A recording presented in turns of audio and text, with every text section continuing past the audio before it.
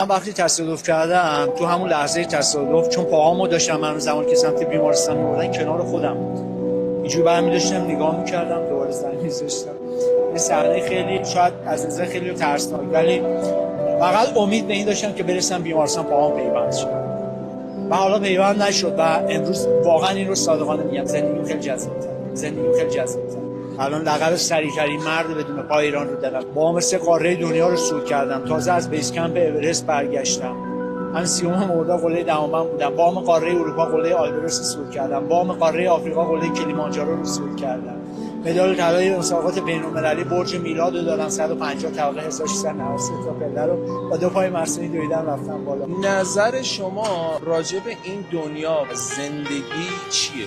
این دنیا به نظر من مقصد نیست، مسیره. از زمانی که متولد میشی تا زمانی که به پایان میرسی این مسیره. از این مسیر باید لذت ببری و این مسیر هم مثل یه مسافرت میمونه. شما تصمیم میگیری از تهران بری شمال، خب قطعا باید پیچ و خم و خطرهای جاده‌اش هم بپذیری دیگه. باید از مسیر لذت ببری. من سعی میکنم مسیر لذت